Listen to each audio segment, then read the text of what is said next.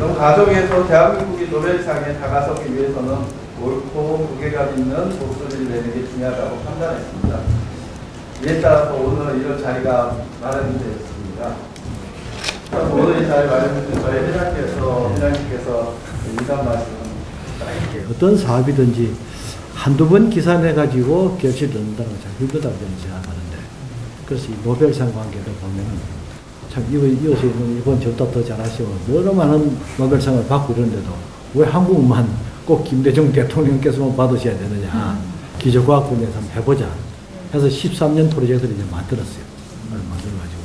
그리고 지금 시작은 정말 약하지만은 또 언젠간 길이 일 것 같고, 그러다 보니까 저희들 자체 힘으로는 도저히 이게 소화가 안 되고, 그래서 이제 이 과학 분야에 참 유능하신 분들, 석학분들을 모셔야 되겠는데, 모시고 보니까 제가 평소에 감히 뭐 자주 뵐 수 없는 분들이 다 오셔가지고 말씀드리기 정말 참 마음 떨립니다.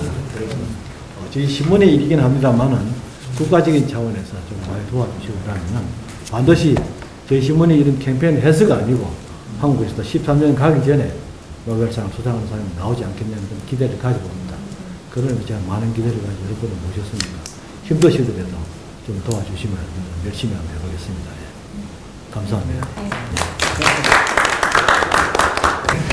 예, 기초과학에 대해서 이제 뭐 수준 얘기하면 논문 수를 얘기를 하거든요. 그러니까 SCI라는 논문, 실내는 논문 수를 얘기하는데 한국이 지금 세계 11위예요.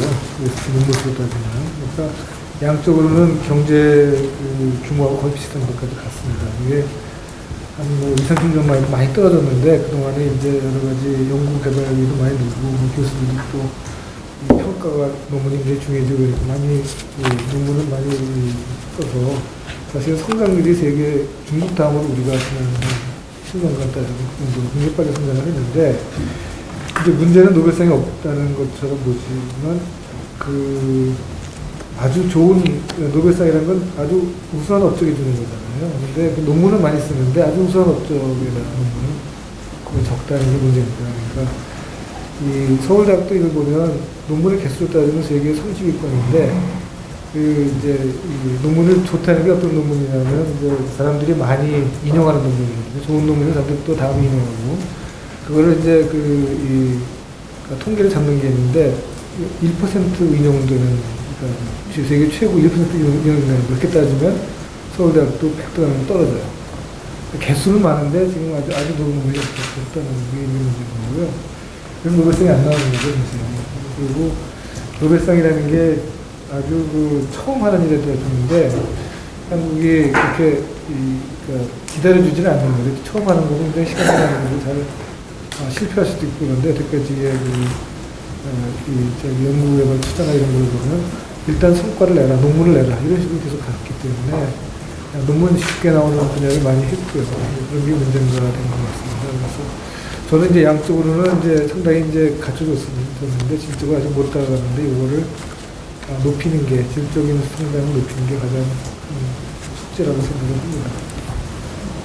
다른 분들 더 많이 했습니다. 대학에 주로 이제 노벨상 하는 대학에서 이제 기초과학 연구를 하는 분야에서 저희가 기대가 되는데 실제로 대학의 연구비가 투자된 게 G7 프로젝트에서 90년대 중반에 그때 시작한 거였어요. 물론 그때 G7 프로젝트는 기업들하고 해서 실용화 연구를 하는 거였지만 어쨌든 그래도 웬만한 규모의 연구비가 대학에 들어간 게 그러니까 20년 정도뿐이 안 됐거든요. 그래서 독일에서 같은 경우도 이 실제로 제대로 투자하면서 처음 노벨상 나오기까지 한 40년 걸렸다는데 그래서 그냥 그런 거 보면 우리가 사실 좀 이렇게 투자한 역사가 좀 짧고 그리고 실제로 얼마 현재 투자하느냐도 중요하지만 그게 어느 정도 축적이 되느냐 이제 이런 문제가 있고요. 그리고 그다음에 실제로 이제는 아주 오태정 교수님께도 잘 말씀을 해주셨는데 그 논문의 양적인 증가도 제가 최근 통계를 보니까 상대적으로 그 증가 속도가 굉장히 느리대요. 그러니까 우리가 느리다는 얘기는 그러니까 이 트렌드가 중요한데 논문 전체적인 숫자는 절대적인 숫자는 늘어나서 상대적인 증가 속도도 느리고 중국의 2분의 그러니까 뭐 중국의 저희 2배라고 하더라고요. 그래서 근데 이제 그런 거를 차차 어떻게 하고라도 지금 말씀하셨던 그 피인용 횟수, 그리고 특히 고피인용 횟수라는 것이 굉장히 이제는 저희가 취약한 부분이죠, 그게. 그래서 그런 통계가 이미 좀 저희가 이제 질적으로 그것이 좀 낮은 그런 것들이 드러나고 있는데, 그래서 지금 그게 좀 이제 우리 전체적으로 봤을 때 기초 과학에 대한 그 전반적인 이제 총평이라고 볼 수 있고, 그 나머지에 대해서는 제가 또 나중에 또 말씀드릴 기회가 있을 것 같아요. 그게 뭐 지금 오선영 교수님께서 말씀하신 것처럼 양적인 면에서는 사실은 뭐 거의 10위 근처에 갔어요. 논문이 나오는 거나 어떻게 보면 전체적인 퀄리티도 아마 꽤 그 정도 갔을 거라고 봐요. 근데 이게 기초과학은 어떤 게 굉장히 어프리시에이션을 받느냐 하면 그렇게 양적인 게 별로 중요하게 생각을 하지 않는다는 거예요. 그러니까 뭐냐면 이게 기초과학 하는 사람들은 사실은 1등을 하지 않으면은 별로 이거를 못 받아요. 그러니까 그런 면에서 우리가 뭐 전 세계에 뭐 한 10위 정도 한다 하는 그런 게 별 큰 의미가 없다 하는 그런 거죠. 사실 노벨상 같은 경우도 보면은 아시아에서 노벨 과학상 쪽에 나온 나라를 보면 뭐 그래도 한 7, 8개 되지만 정말 국내에서 한 리서치를 가지고 노벨상 받은 나라는 일본 이외에는 어디가 있느냐면 인도가 있는데, 인도가 라만이 1920몇 년도에 받고 나서 지금 그렇게 거의 90년 동안 없는 셈이에요. 인도도. 그리고 최근에 와서 이스라엘이. 근데 이스라엘은 사실은 아시아라고 하지만은 상당히 서구에 가깝죠. 그런 면에서 보면은 그 외의 나라는 뭐 인도나 파키스탄 뭐 그 외에도 나온 사람들이 있지만 다 미국이나 유럽에서 공부를 해가지고 그 업적에 의해서 받은 거를 보면은 우리나라가 사실 뭐 지금 기초과학에 좀 신경 쓰고 이런 지가 한 30년, 40년 됐나요? 그러니까, 네. 그러니까 그런 면에서 보면은 뭐 어떤 면에서 노벨상이 안 나온 게 당연한 그러니까 아직은 좀 더 기다려야 된다 하고 생각이 듭니다. 지금 벌써 노벨상을 희망하는 것은 너무 지나친 욕심이다. 실제로 우리가 지금 투자하는 게 없습니다. 그동안에 여기 있는 교수님보다 저는 일찍 대학생을 시작했는데 쭉 그저 연구비 딱 대본 딱 조건이 있습니다. 국가 산업 발전에 직접 기여할 수 있는 연구까지. 이걸 항상 정부에서 내놨어요. 그렇기 때문에 이건 전부 응용 연구, 당장 이용하는 연구에 기초 과학에 대한 그 지원은 아예 관심도 없어요, 정부가.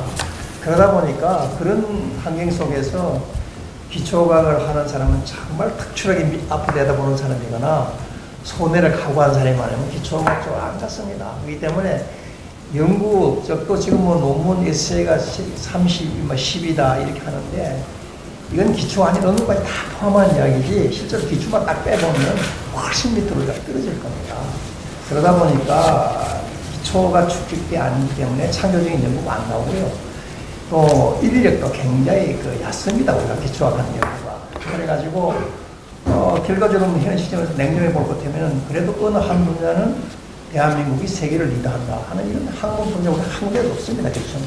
그리고 또 노벨상 고사하고 뭐 수학 분야의 필드 메달 같은 데 딴 사람도 한 명도 없고 또 대개 보면은 노벨상을 타려면은 스웨덴에서 스톡홈에서 하고 있는 노벨 심포지엄이 일단 초청을 받습니다. 미리. 그래서 그게 연사로 참가한 다음에 대학이 추천되는데 아직도 한 명도 초청된 적도 없습니다. 이런 상황에서 우리가 지금 노벨상을 이야기한다는 것은 너무 이러다, 오히려 더 중요하다.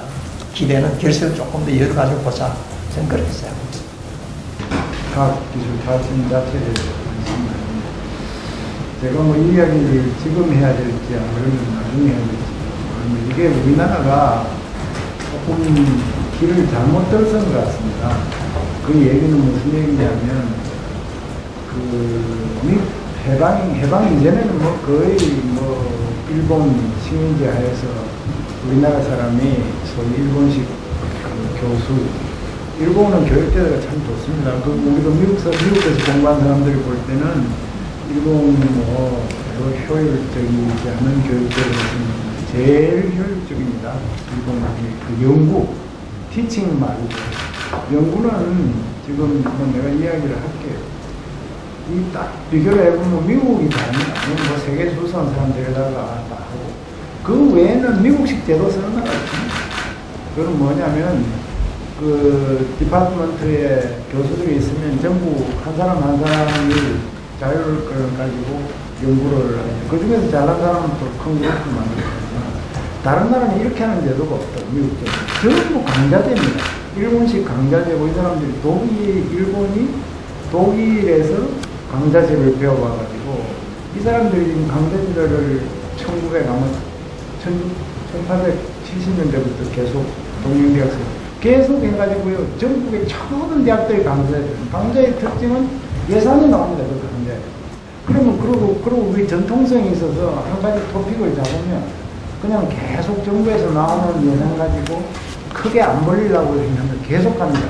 그래서 수십 년 동안 이걸 계속 한 분야만 파기 때문에 좋긴데, 우리나라는 지금 이런 식으로 미국식 제도 해가지고 뭐 공부해가지고 돈 줬다가 또 돈 돌리면 가면 이런 식으로 해가지고는 한국이 축적될 수가 없습니다. 그래서 제가 이걸 최근에 이걸 깨닫고 굉장히 이거 참 안 된다. 다행히 늦었지만 이 오대정 교수가 계신 IBS에서 지금 독일 그 막스 플랑크를 하는 그런 제도를 지금 만들어서 조금은 이제 시작인데 요걸 지금은 잘 하고 또 지금 대학이 완전히 따로따로 나오고 이렇기 때문에 그걸 IBS하고 연결을 시키면서 좀 굉장히 오랫동안 서포트를 하고 이런 식으로 하면 좀 가능성이 있지 무조건 뭐 이렇게 신문 나면 노벨상 나오면 아 어떻게 따는지 가서 한번 알아보자 하고 가서 인터뷰 하고 이런 거에 중요한 건 업적입니다. 정말 아무도 타지 못한 그러한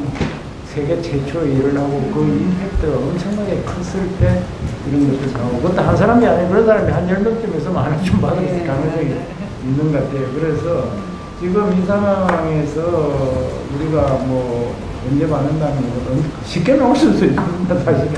그리고 사실 미국에 있는 한국 학자라도 좀 받았으면 좋겠는데 이번에 인도 사람이 하나 받았더라고요. 그래서 내가 놀래서 이제 나만 받은 건 아는데 인도 최근에 뭐 노벨상 할 받았네. 그 사람은 미국에서 공부해가지고 뭐 미국 업적 가지고 받는 거라고 자기들이 그러는데 인도가 영국 식민지를 오래 하면서 강자제가 잘 돼 있어요.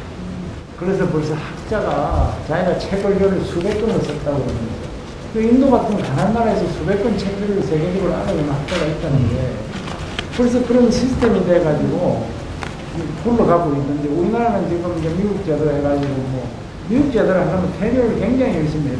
테뉴가 안 하는 나라에서 정말 이런 게 되느냐. 참 그래서 한번 다행히 IBS 만들어진 걸 저는 상당히 다행으로 생각하고 그 다음에 거기서 지금 이제 연구를 오랫동안 할 수 있는 시스템을 저는 강자제를 어떻게 부분적으로도 좀 했으면 잘하는 사람 기준으로 해가지고 그리고 돈을 계속 뭐 그냥 기본 펀드를 계속 주고 필요한 일 이런 시스템으로 가지 않고 모든 사람이 똑같이 나누는 거 이런 식이니까 힘들거든요. 그 지금 말씀하시니까 그 강좌제라고 그렇게 표현을 하셨는데 저희가 보면 그 이제 외국에서 어떤 분야를 하시는 분들을 이제 초청하잖아요. 뭐 노벨상에 근접하신 분 아니면 노벨상을 실제로 받으신 분을 초청해서 그 업적을 보면 한 가지 주제에 대해서 정말 깊숙이 굉장히 오랫동안 했는데 우리나라에서는 이제 소위 말하는 NSC, Nature Cell Science에 내신 분들은 그냥 간혹 내시는 거예요. 그래서 그러니까 한 가지 주제를 갖고 아주 깊숙이 할 수 있는 게 이제 이런 강좌제를 지원하면서 거기에 또 계속해서 그 주제에 맞는 이제 연구를 지원한 것인데 저희가 그래야 될 것 같아요. 이게 이건 민간 R&D건 간에 그 한 주제를 가지고 이 사람이 열심히 할 수 있도록 해야 되는데 우리가 그 미국 NIH 시스템이나 이런 걸 받아왔는지 몰라도요. 우리는 사업 이론을 수시로 바꾸는 거예요. 그리고 이 무슨 유행이나 이런 어차피 좀 이 리소스가 굉장히 제한되어 있으니까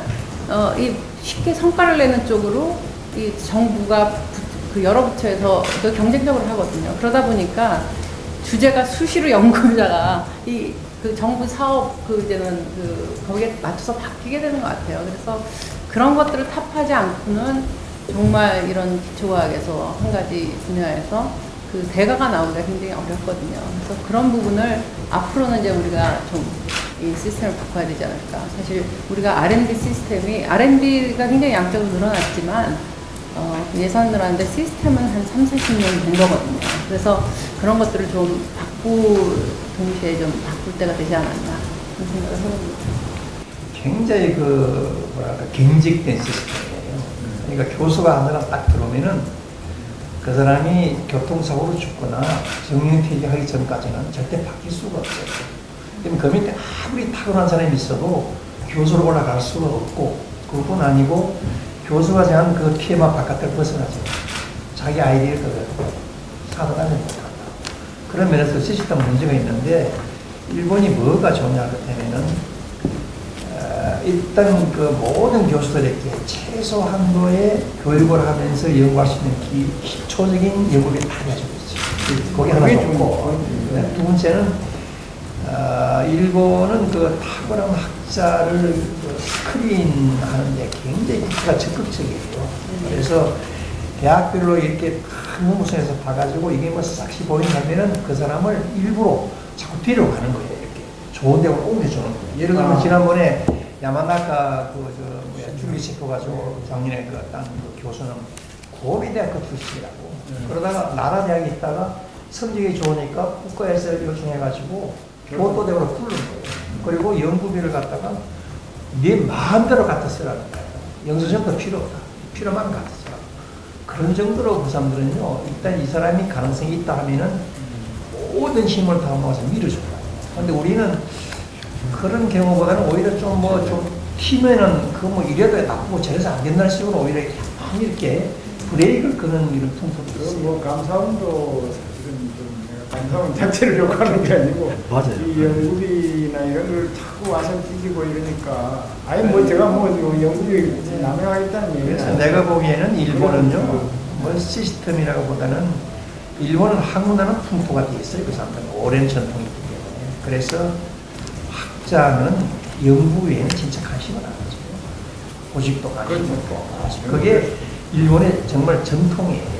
그래서 학문하는 풍토가 되게 탁 잡혀 있고, 또 그 중에서 이 싹시 보이는 사람은 국가가 탁 피가돼가지고 적극적으로 밀어주고, 대학 자체에서도 밀어줘요.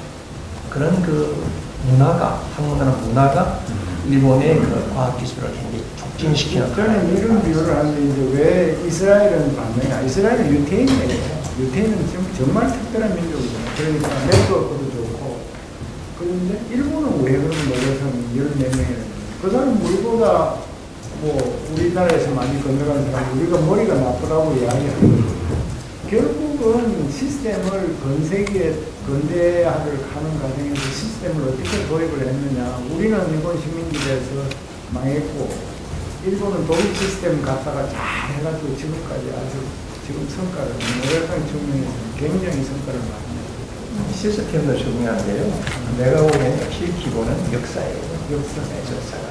그 95년 전에, 우리보다 95년 전에 일본은 맹키신을 하면서 벌써 서구과학을 시작했어. 그게 리끼는 시작이거든. 그 사람들이 서구과학기술 시작은 우리보다 95년 앞섭니다. 그래가지고 그 시작해가지고 그 사람들이 노벨상 받기까지 75년이 걸렸어요. 그동안에 전쟁을 치르면서도 사람들은 기초과학 연구를 포기 안 했습니다. 그런 거 축적이 쌓여가지고 노벨상에 나오는 거고. 그러다 보니까 예를 들어서 일본에는 뭐 화학으로 누굴 팠다 그러면 그 사람만 있는 게 아니에요. 그 주변에 비슷비슷한 사람이 여러 명 있어요. 근데 내부적으로 굉장하게는 누가 노벨상도 되는 사람들이 한 번에 몇 명씩 있다. 그게 결국은 100년 이상의 그 전통 속에서 이루어진 거거든요. 근데 우리는 사실 얼마 됩니까? 기초가 이루어지지 않고. 우리는 학문에는 파고 싶어도 이거 파다 그러면 연구비 안 줄 텐데 그러니까 이게 참 어렵습니다. 한마디로 말해서. 그래서 아까 이야기한 그 강좌제는 기본 연구비 많지 않아도 그것 때문에 계속 할 수가 있고 그러다 성과 좋은 거 나오면 정부에서 그냥 완전히 만족해주고 그런 거기 때문에 이게